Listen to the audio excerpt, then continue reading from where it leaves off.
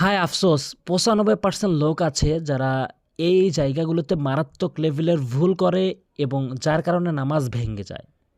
আসলে এরকম তেলাওয়াতে 100% নামাজ নষ্ট হবে। আপনি পুরো ভিডিওটি দেখুন, তাহলে অবশ্যই আপনি বুঝতে পারবেন আপনার কোন কোন জায়গাতে ভুল।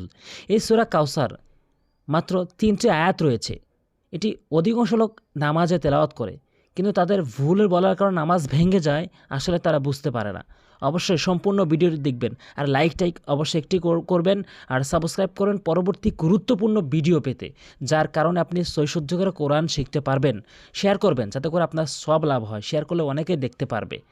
এতে আপনার ইসলাম, কোরআন প্রচার করার যে সবটি সেটি আপনি পেয়ে যাবেন। তো অবশ্যই সম্পূর্ণ ভিডিওটি দেখবেন। দেখুন, এখানে অধিকাংশ লোক এখানে আমি উদাহরণ দিয়ে বলছি যে মারাত্মক লেভেলের ভুল কেন। দেখুন, এখানে হামজা আইন জবর, হামজার উপরে জবর এবং আইনদের উপর জজম। হামজা আইন জবর আ, অধিকাংশ লোক তয় না, মানে আইনের উচ্চারণটি বাদ দিয়ে ফেলে, এভাবে বলে হামজা জবর আ, তয়ে জবর তয়, আতয়, কিন্তু আইনের উচ্চারণটি করে না।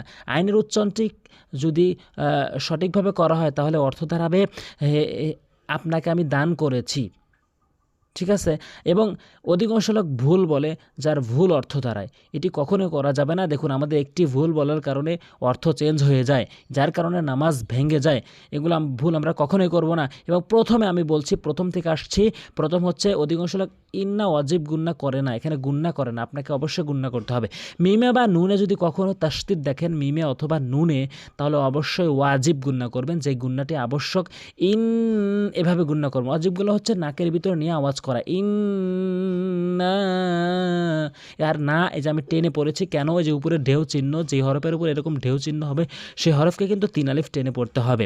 এবং এরপরে অধিকাংশ লোক এটি কিন্তু অবশ্যই ভুল বলে, আপনি কখনোই করবেন না। এভাবে চাপ দিয়ে বলবেন, আমার সাথে প্র্যাকটিস করুন। তয় তয় তয় ইন্না তয় না কা। এবং অবশ্যই না কিন্তু একালিফ টেনে পড়তে হবে। খারাপ জবর খারাজের উল্টো পেশ যেখানে আসুক না কেন একালিফ করে টেনে টেনে পড়তে হয়। এরপরে অধিকাংশ লোক কাউসার, মানে এই সাকে শক্ত করে বলে, সিন ও সতের উচ্চারণ করে ফেলে। অবশ্যই আপনি সাকে জিব্বার আগা এবং দাঁতের আগা থেকে এভাবে নর্মালি মিলিয়ে বলবেন স্যার স্যার স্যার। তাহলে প্রথম আয়াতটি দেখুন, আমরা কতগুলো ভুল বলি। আমি আবারও বলছি, আপনি বারবার বলবেন, ভিডিওটি থামিয়ে থামিয়ে বলবেন। ইন্না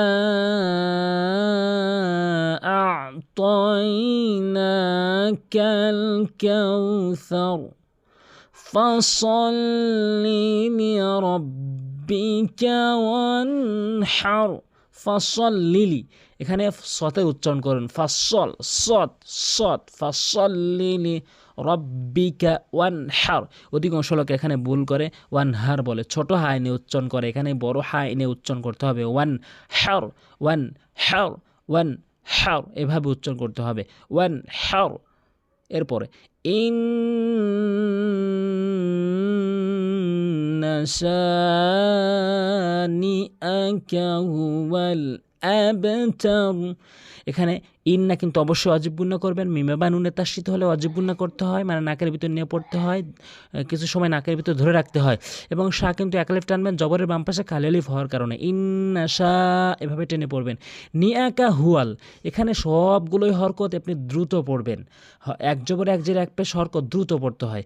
এবং অধিকাংশ লোক যে ভুলটি করে আবতার বলে বা আবতার বলে, এখানে আবেতার বলতে হবে, আবেতার, আবো না, আবে।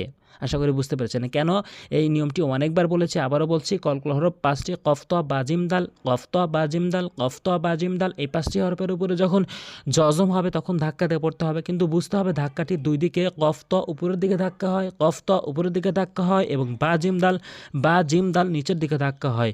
তো আশা করি এভাবে আবে বলবেন, আবো বলবেন না। আশা করি বুঝতে পেরেছেন নিয়মকানুনগুলো, এবং এই নিয়মকানুনগুলো এই অনুযায়ী প্রয়োগ করে আপনি সহিশুদ্ধ করে তেলাওয়াত করতে পারবেন। আপনি যদি আসলে না বুঝতে পারেন তাহলে এই নাম্বারে অবশ্যই কল দিবেন এবং বুঝিয়ে নেবেন, আসলে হুজুর আমি বুঝি নাই।